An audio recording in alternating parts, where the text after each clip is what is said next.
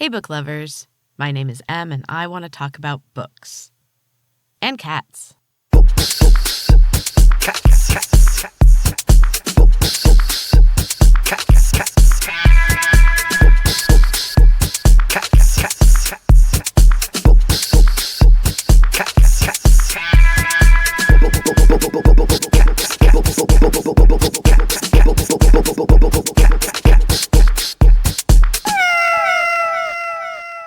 Hey, book lovers, welcome back.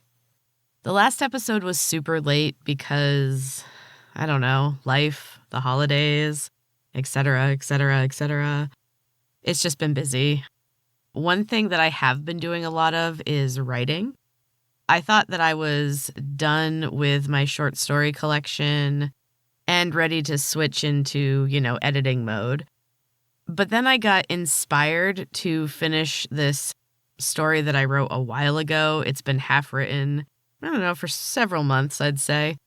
And the ending just kind of came to me, and I ended up adding another story to my upcoming book, 3:33 a.m.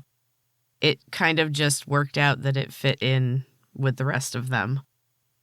So I'm excited about that. At the moment, I think that the book is going to be out in mid-January. I really love writing short stories, and I'm very excited to share these monstrous tales with you. I have to say, my family and I are a bunch of horror lovers. Our holidays are always kind of an interesting mix of, creepy and Christmas. We have had a black tree for the last 2 years, and I'm especially loving it this year because we did white lights and red garland. And it looks so good. I love it. And our animals do too. They just adore Christmas, especially Weird. He was a Christmas kitty, and he just loves sleeping under the Christmas tree. It is the cutest thing. And speaking of the holidays, there's going to be one more episode for this season. I'm going to do my wrap-up of 2022. And then I am taking a little break, and I will be back in mid-January of 2023 for Season 3. I'm super excited to be on Season 3. I can't believe that I have kept this going this long, but I really enjoy it. Storytime with Em is also going to be coming back, so there's a lot of good stuff coming in 2023. For now, though, let's talk about a book by a very well-known author, Dean Koontz. I'm sure you've heard of him. I remember my first one of his books that I read. It was called The Door to December. I was a teenager, so it was quite a while ago, and I absolutely loved it. I still recommend it to people. I actually recommended it to my friend's daughter last year. And I was actually reminded of it when I watched the first season of Stranger Things. There are a lot of similarities. It's interesting. Anyway, I recommend that one for sure. But today I want to talk about another one. And I think you'll probably get why I chose it when you hear the title.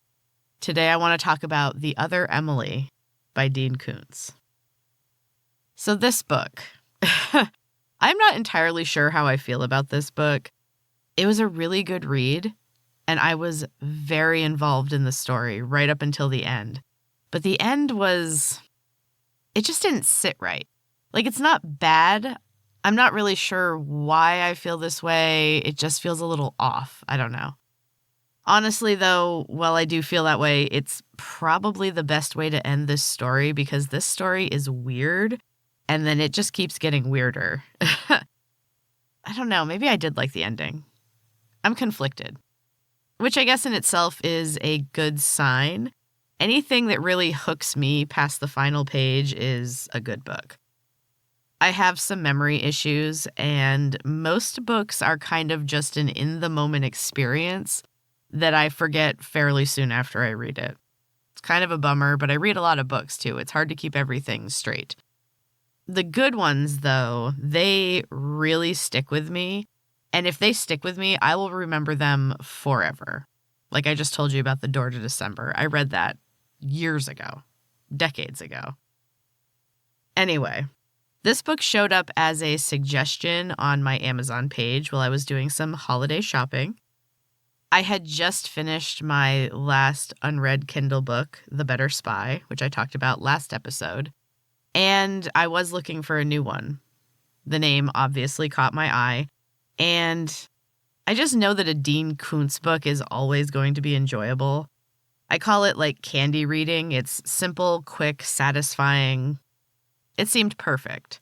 I don't want anything heavy or complicated right now. The holidays are crazy. Everything is, it's kind of a rough time of year. So simple is good. Now let's get into it. So our main character is David. He's an author living in New York who is currently between books, and he's taking his annual 2-month trip to California, which he claims is for inspiration as well as relaxation. And it partially is. But David is also searching for Emily, his girlfriend who 10 years before broke down on the side of the road and was never seen again. It is assumed she was a victim of a serial killer named Ronnie Jessup, who had built a terrifying maze of torture below his house.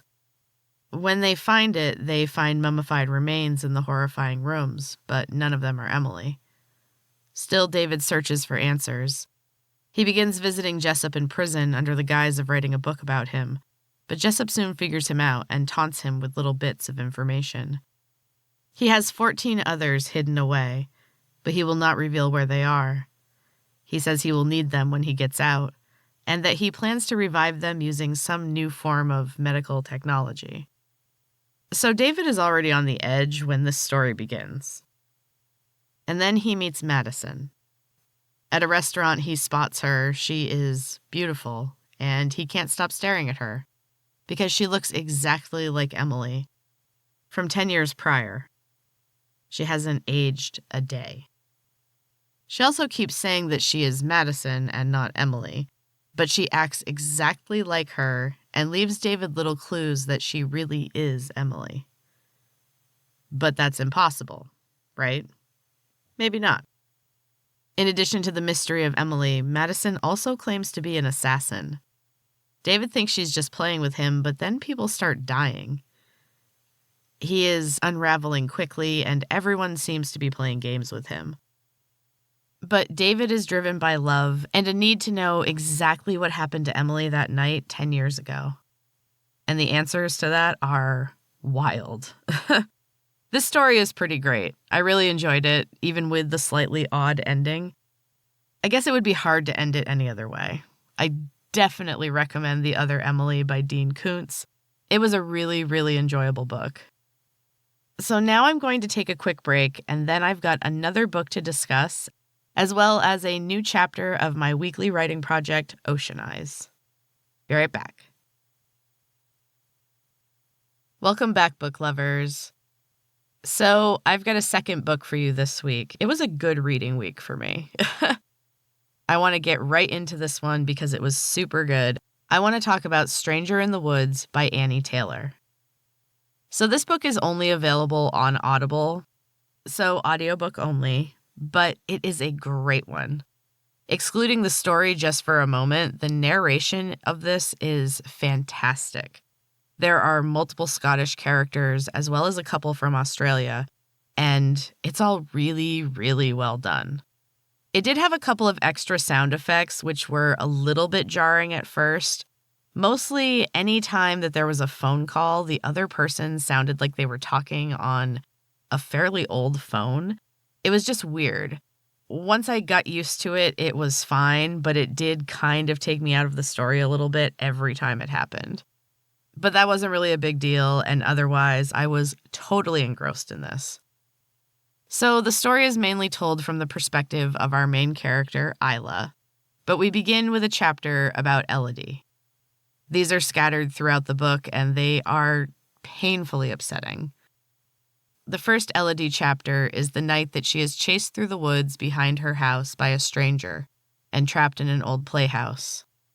The rest are from her perspective as she is in a coma because the man gave her some kind of medication that made her sleepy and eventually put her into the coma. She never wakes up. And you know this from the start, so the chapters from her point of view are just heart-wrenching. So that's Elodie. Now let's talk about Isla. When we meet Isla, she is 26 and working as a photographer in Sydney, Australia. She is perched on a boat trying to get a good shot of the yachts for her client when she has a seizure and falls into the water. Isla has pretty bad epilepsy and hasn't been great about taking her meds. Luckily, she is fished out in time and is fine, but her close call gets her thinking about how she has never really left home and always sticks close to Sydney. She lives with her mom and her brother, and her mom is pretty overprotective because Isla had a bad situation in the past. She can't remember any of it, but she was sick for a long time. Her memory is patchy in places. So while looking through job advertisements, she sees one that is looking for a professional photographer to come to Scotland for 1 month. Room and board is provided, there's good pay, and she would get to photograph an architect, his home that he designed, and his family. It sounds ideal, but she's scared to go so far from home. But when she sees the ad again, she knows that she needs to apply. She needs something different. Her mom is not psyched about this, but Isla gets the job and is soon on her way to Scotland. She is staying in a cottage on the property of the architect's home, which is part of an interesting plot of land. It was a large lot which, way back in the day, was split into 4 equal lots. The 4 families that own those lots have been there forever and have known each other for generations. Isla gets plopped right in the middle of all of it, as well as the drama of the small town, pretty quickly. Plus, there are also tensions in the family that she's working for. I haven't mentioned yet that the architect's family are the ones who lost Elodie 2 years earlier. There is a little girl named Rhiannon who was born the night Elodie was attacked, and Jessica, the mother, is extremely overprotective. She is not happy to have Isla staying there and avoids her as much as possible. The architect is strange and aloof too, but their assistant and longtime friend Greer is friendly and takes Isla around to meet people and get used to the town. Isla is immediately thrown into the drama, like I said, and she is soon following confusing clues and questions, but no one is talking. Still, she thinks she might be able to discover who attacked and subsequently killed Elodie, and she begins to unravel the mystery.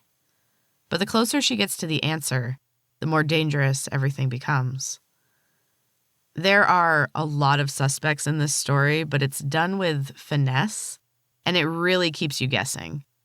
At one point, I thought it was going back to one of the first possible suspects, which would have been the easiest way to end it.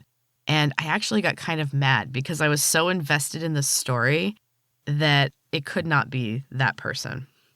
But then the story keeps going and going and going. This mystery has some crazy layers, and honestly, I did not see most of it coming. And I love that. I'm always trying to guess, and I love it when I can't. I highly recommend listening to Stranger in the Woods by Anni Taylor. It's only available on Audible, but it is absolutely fantastic. Okay, so now it's time for the quote of the week. And this week's quote is a good one. It's from Madeleine Albright. It took me quite a long time to develop a voice, and now that I have it, I am not going to be silent. One thing I have spent a lot of my healing journey doing is trying to find a voice. I was never encouraged really to have opinions, and I have struggled with this for a long time. I even spent a lot of time just being pretty much totally silent and feeling completely invisible. And that sucks to experience, and it's also incredibly difficult to heal from. I've been working on it for years, and I'm still struggling to, ask for help or express an opinion of any kind. But I'm getting there. I've also lately been looking at the amount of writing that I've done over the past 16 years because we've been putting it all together on frapmedia.com. And seeing it all in one place just made me realize how much I've actually accomplished and how far I've come in that period of time. I remember being so scared to have anyone read my work, even though I had to write it, and I wrote with the intention of having it read by people. I just didn't have any confidence in myself. And now I have finally found confidence in my writing, and it's such a relief. And there really is no going back. So that quote seemed appropriate today. So finally, I have a new chapter of my weekly writing project for you. As usual, this is a very rough draft. It comes straight from my brain to you guys, no editing. And the story continues. Here is Chapter 11 of Ocean Eyes. Enjoy. Kevo was on his second plate when Lizalt cleared his throat and motioned for the flybits hovering nearby to clear the dishes. They cleared Kevo's plate last and replaced it with a lush dessert covered in fruit and flowers. They refilled his cup with water and a sweet berry juice that Lizalt had cultivated over the decades. It had improved the lives of the forest dwellers, and his eventual crowning seemed inevitable. Lizalt was dressed in velvet and silk in various shades of green and gold. His narrow greenish face was still smooth and mostly unchanged by the passage of time. Kevo hadn't been so lucky, but he still looked younger than his advanced years. He and the cousins were the only magic of the peace tree that now remained, and lately it came and went. Something was wrong in the valley, and Kevo felt incredibly tired. He wasn't ready for another fight. He was tired of magic. Already he missed his gym and his martial arts classes. He wondered what Ricky was thinking. Kevo knew he had been acting strange lately. The boy had never questioned him, but his face had been full of worry these last few weeks. Still, Ricky was safer there than with Kevo. Lizalt sipped his drink casually, but Kevo didn't buy his relaxed manner. His old friend was up to something, and Kevo wasn't sure he wanted to be a part of another one of his schemes. "So, my old friend," Lizalt said suddenly, breaking the heavy silence that followed the flybit's exit from the room. "Trouble is coming. I'm sure you have felt it. The waning of our magic." Kevo ran a thick hand over his face. His knuckles were swollen with arthritis and old injuries. They ached when it was going to rain, and he felt impossibly old. "Yeah," he replied heavily. "And?" Lizalt's piercing green gaze was a warning, and Kevo knew he needed to tread lightly. Even with their history, he couldn't be sure he was safe. "Just tell me what's going on," he said impatiently. Finally, Lizalt smiled. "You are always so anxious to know, aren't you? And it always brings trouble for you."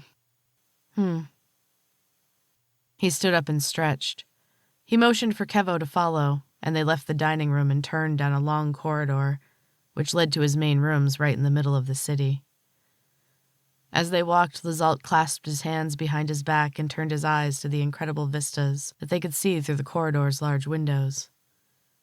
They were at the highest point of the forest, and his people bustled away not far below. It was for them he'd even considered contacting Kevo and the others. Not that any of them would believe that. He was not quite so self-obsessed as they believed. "You may know that the peace tree's roots are deep. They run far below the surface and reside somewhere in the center of several worlds. We're not sure how many there are now, but when Martina was there last, I believe she said there were 6. Of course, that was ages ago." Kevo listened without expression and kept his eyes turned to his feet. Lizalt's surprised twin sister had been there so briefly, and yet she had played a greater role than Kevo in the end. He tried not to be jealous. There was no point. She had run when it was all over. Kevo stayed and helped heal the valley. "Did you know she had the book?" Kevo looked at his friend with confusion. "What book? Do those still exist?" Lizalt smiled, but he looked a little sad. "In some places, yes. They do still exist. But I am referring to one specific book. The most important book." He paused for dramatic flair, and Kevo rolled his eyes. Same old Lizalt. Something's never changed. "There is a powerful book of magic in this world, Kev. It holds the key to the most ancient of magics. It also held the secrets and the spells of the original sisters, the dark-hearted ones." It has everything. You can imagine how dangerous such a book could be. Kevo nodded. He didn't fully understand at all, but he'd been around enough magic to understand the severity of even just a little bit. One of the sisters was designated the secret keeper and given the book to keep safe, as well as to record their deeds. All of them. Even the stuff near the end. Whoa, Kevo said in a hushed voice. Which sister was it? Lizalt laughed a little. Your favorite, Lottie. Kevo wrinkled his nose. The old woman had not liked him right from the start, even though he had spent his life unknowingly serving the sisters and protecting Harper. Yeah, she wouldn't have been my choice either, Lizalt agreed. But she was the most unflappable in the end, I suppose. They're all gone now. What happened to the book? No way Martina took it. She was practically a stranger. Lizalt stopped walking and turned to look at his friend. She is my twin. The same poison flows through her veins as it does through all the children of death. She is bloodbound to this family. Be grateful you are not. He swiftly moved down the hallway, and they were soon seated on comfortable cushions along a wooden walkway that encircled the middle of the city.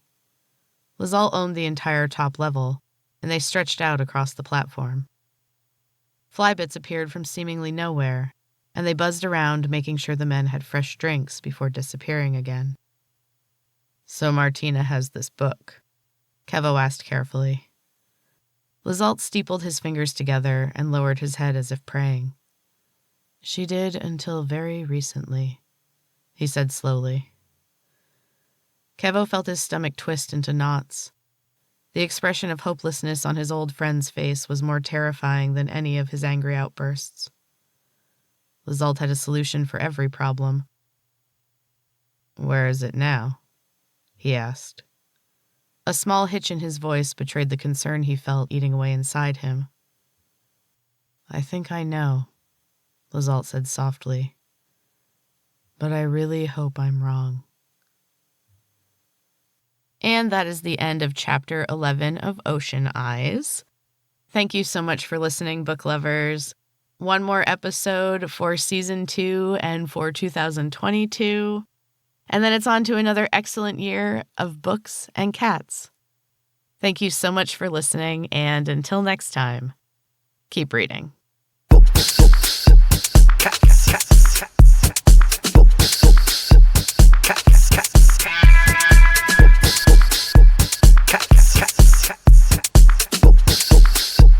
Cats.